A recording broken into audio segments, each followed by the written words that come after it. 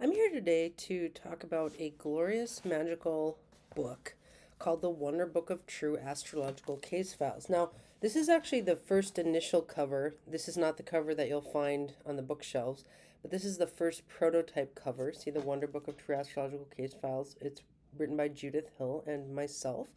Um, this book was intended to teach astrologers how astrologers work. Here's the cover that you'll find. My cat chewed on this, but this is the cover that you'll find in the bookstores. See how magical it is.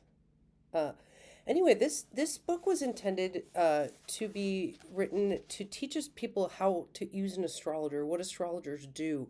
There's all these wonderful case stories of astrology in action, the magic of astrology.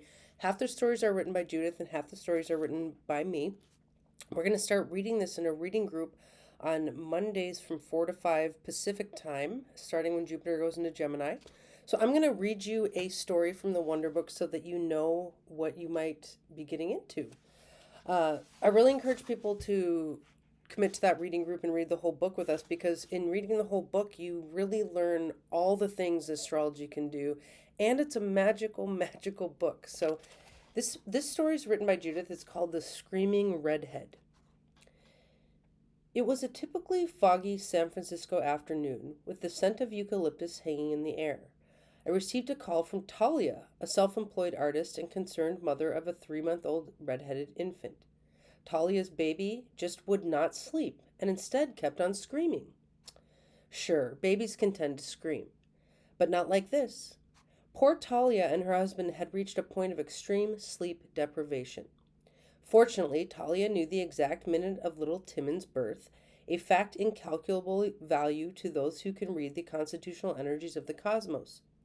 Once I had taken the time to draw up a map of where the planets were at the moment of baby Timon's birth, and it was quite easy to see the problem.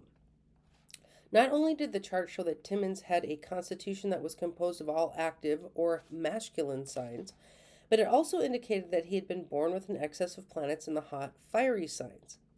To compound matters, when he took his first breath as the red planet Mars was exactly rising at birth, shining on his body from the east and imbuing him with even more heat. This eastern horizon is the place of honor in the horoscope, and Mars was sitting right there.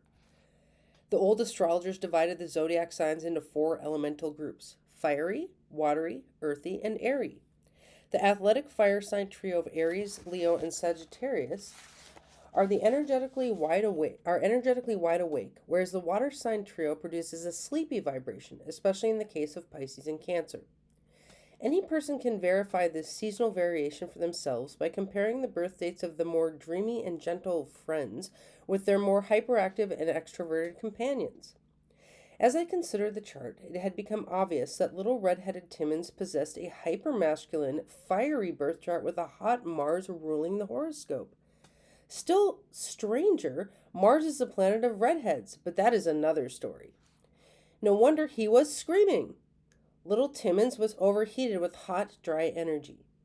Immediately, I suspected dehydration and hyperactivity. Does Timmins suffer from dehydration? I quizzed Talia. Oh, yes, she replied. He was so dehydrated at birth that they kept him an extra 3 days in the hospital to hydrate him. Pacing the floor, I recalled the old energetic remedials of Renaissance physicians. An idea burst into my mind. How clear, how simple, how sweet. Water!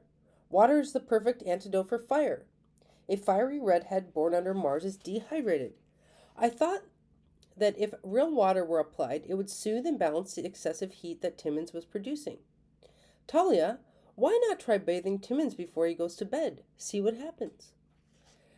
The story goes that Talia called 2 weeks later, relating that her little redhead absolutely loves his bedtime bath. The before bedtime baths had stopped the screaming, and Timmins now sleeps normally. And best of all, so does his mother, Talia. All right, well, thank you listening. Thank you for listening to the wonderful little story from the Wonder Book of True Astrological Case Files. Like I said, we will be reading this book together. And each story is a learning lesson. In that lesson, we learned that Mars and fire signs create hot, dehydrated situations, And we also learned that you can remedy this with water. Each story has lessons just like that. All right. Thank you.